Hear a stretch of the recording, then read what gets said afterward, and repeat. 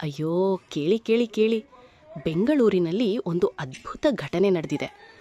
ಎರಡು ಬೆಕ್ಕುಗಳ ಪ್ರೇಮಕ್ಕೆ ಎರಡು ಕುಟುಂಬಗಳ ನಡುವೆ ಮಹಾಯುದ್ಧವೇ ಆರಂಭವಾಯಿತು. 4 ಮರಿ ಬೆಕ್ಕುಗಳಿಗಾಗಿ ರಸ್ತೆಯಲ್ಲಿ ಜನರು ಗುಂಪುಗೂಡಿದ್ದಾರೆ.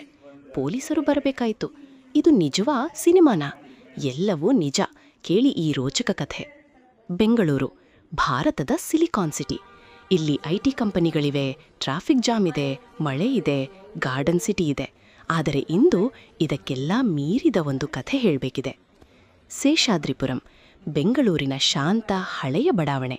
ಹಸಿರು ಮರಗಳ ನೆರಳಿನಲ್ಲಿ ಹಳೆಯ ಮನೆಗಳ ಸಾಲಿನಲ್ಲಿ ಜನರು ನೆಮ್ಮದಿಯಿಂದ ಬದುಕುತ್ತಿದ್ದರು. ಆದರೆ ಆ ದಿನ ಎಲ್ಲವೂ ಬದಲಾಯಿತು. ಅದೊಂದು ಮನೆ, ರಾಜಶೇಖರ್ ಕುಟುಂಬದ್ದು. ಅವರ ಮನೆಯಲ್ಲಿ ಒಂದು ಸುಂದರ ಗಂಡು ಬೆಕ್ಕು. ಹೆಸರು ಮೋಹನ. ಬಿಳಿ ಬಣ್ಣ, ಕಪ್ಪು ಚುಕ್ಕೆ, ಅದ್ಭುತ ಕಣ್ಣುಗಳು. ಮನೆ ಮಂದಿಯ ಮುದ್ದಿನ ಸದಸ್ಯ. ಅದರ ಪಕ್ಕದ ಮನೆ ವೆಂಕಟೇಶ್ ಕುಟುಂಬದ್ದು. ಅವರ ಮನೆಯಲ್ಲಿ ಒಂದು ಚೆಲುವಾದ ಹೆಣ್ಣು ಬೆಕ್ಕು. ಹೆಸರು ಗೌರಿ.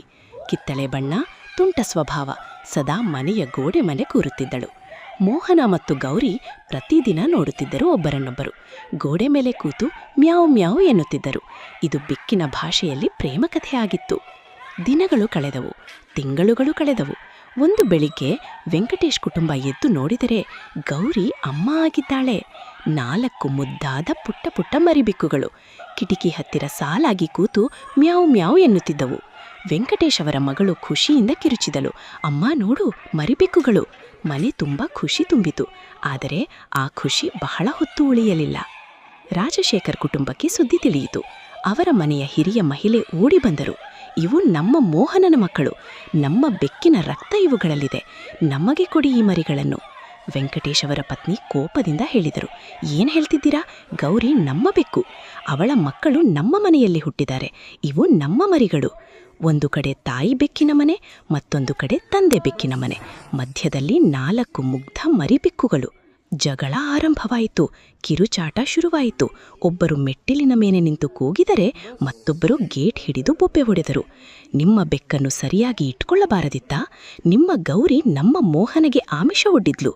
ಏನು ಬಾಯಿ ಮಾತಾಡ್ತೀರಾ? ಮರಿ ಇಡೀ ಸಾಕಬೇಕಾದ್ರೆ ನೀವೇ ಸಾಕಿ. ಇಲ್ಲ, ನೀವೇ ಸಾಕಿ. ರಸ್ತೆಯಲ್ಲಿ ಹೋಗ್ತಿದ್ದ ಜನರು ನಿಂತರು. ಅಕ್ಕಪಕ್ಕದ ಮನೆಯವರು ಬಾಲ್ಕನಿಯಿಂದ ಇಣುಕಿದರು. ಯಾರೋ ವಿಡಿಯೋ ತೆಗೆದರು, ಯಾರೋ ಫೋಟೋ ತೆಗೆದರು. ಗುಂಪು ದೊಡ್ಡದಾಯಿತು. ಜಗಳ ಇನ್ನೂ ದೊಡ್ಡದಾಯಿತು.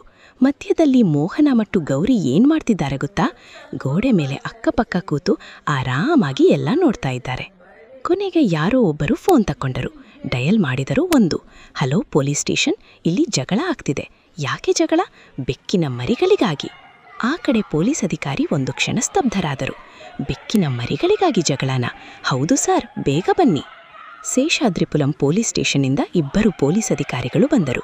ಜನರ ಗುಂಪನ್ನು ಸರಿಸಿ ಮುಂದೆ ಬಂದರು. 2 ಕುಟುಂಬಗಳ ಜಗಳ ಕೇಳಿದರು.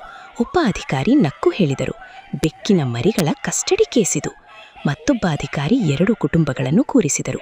ಶಾಂತ ಧ್ವನಿಯಲ್ಲಿ ಮಾತಾಡಿದರು, ಬೆಕ್ಕು ನಿಮ್ಮ ಪ್ರೀತಿಯ ಸದಸ್ಯ ನಿಜ. ಆದರೆ ಈ ಜಗಳದಿಂದ ನಿಮಗೂ ನಷ್ಟ, ಮರಿಗಳಿಗೂ ನಷ್ಟ. ಮನೆಯ ಹೆಸರು ಹಾಳು, ಬಡಾವಣೆ ಶಾಂತಿ ಕೆಡುತ್ತೆ. 1 ಗಂಟೆ ಕೌನ್ಸಿಲಿಂಗ್ ನಡೆಯಿತು. 2 ಕಡೆ ಜನ ಮೌನವಾಗಿ ಕೇಳಿದರು. ಕೋಪ ನಿಧಾನವಾಗಿ ಕಡಿಮೆಯಾಯಿತು. ಅಹಂಕಾರ ಕರಗಿತು. ಕೊನೆಗೆ ಒಂದು ಸುಂದರ ಒಪ್ಪಂದ ಆಯಿತು. 4 ಮರಿಬೆಕ್ಕುಗಳನ್ನು ಪಕ್ಕದ ಬಡಾವಣೆಯ ಒಬ್ಬ ನ್ಯೂಟ್ರಲ್ ವ್ಯಕ್ತಿಗೆ ಒಪ್ಪಿಸಲಾಯಿತು. ಯಾರೂ ದೂರು ದಾಖಲಿಸಲಿಲ್ಲ. 2 ಕೈ ಕುಲುಕಿದರು.